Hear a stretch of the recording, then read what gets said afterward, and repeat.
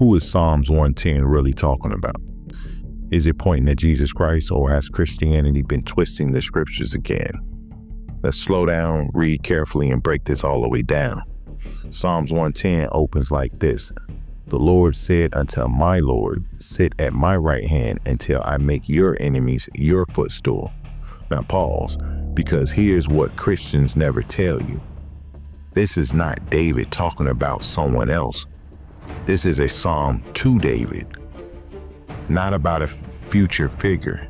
In Hebrew, the phrase a psalm of David starts with the letter lamed, and lamed means to or for David.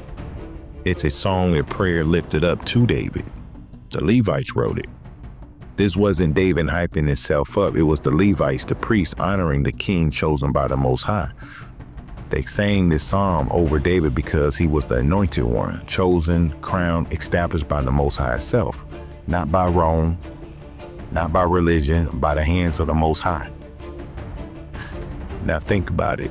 If there was no New Testament at all, if there was no Christian church twisting verses left and right, you will automatically know Psalms 110 was about David. Why? Because back then people understood their own language. They knew their history. There was no confusion. There was no doctrine hijacking the meaning.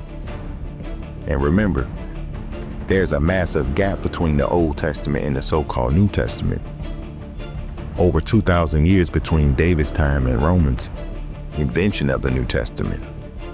During that whole gap, all the prophets and all the scribes, none of them ever said someone else was coming to take David's place.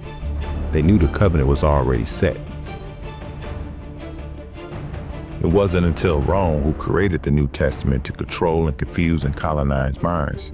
They hijacked verses like Psalms 110. They took prayers to David and tried to flip it into prophecies about someone else. But the foundation was already laid, and it had David's name written all over it. Don't believe me? Let's check it out. Psalms 89:20 describes God's unwavering support for his servant David. It states that God has found David and anointed him with holy oil, ensuring his hand will be established with David and his arm will strengthen him. And Psalms 89:20-21, I have found my servant, with my holy oil have I anointed him, with whom my hands shall be established. My arm also shall strengthen him. We also see this in 1 Samuel 16:1. I am sending you to Jesse of Bethlehem. I have chosen one of his sons to be king. In 1 Samuel 16:1, the Most High instructs Samuel to go down to Bethlehem, as God has chosen one of his sons to be the next king of Israel. The Most High tells Samuel to fill his horn with oil and anoint the chosen one. And that was David. And we also got 2 Samuel chapter 7, 12-14. When your days are over and you rest with your ancestors, I will raise up your offspring to succeed you, your own flesh and blood, and I will establish his kingdom. He is the one who will build a house for my name, and I will establish the throne of his kingdom forever. I will be his father, and he will be my son. When he does wrong, I will punish him with the rod wielded by men, with floggings inflicted by human hands. The Most High is speaking of King David, promising that after David dies, one of his biological descendants, his own flesh and blood, will succeed him and build a house for the Most High in the Most High's name. This is clearly talking about King Solomon, not a future Messiah that y'all call Jesus Christ. It says if his son sins, he will be punished by men, something that would never apply to a sinless deity.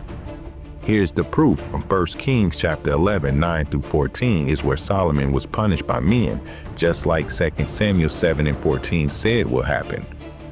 In 1 Chronicles 17:11-14, I will establish his throne forever. That there's no future savior, there was no replacement. Now, David was crowned by the Most High, not by Rome, not by Greece, and definitely not by Christianity.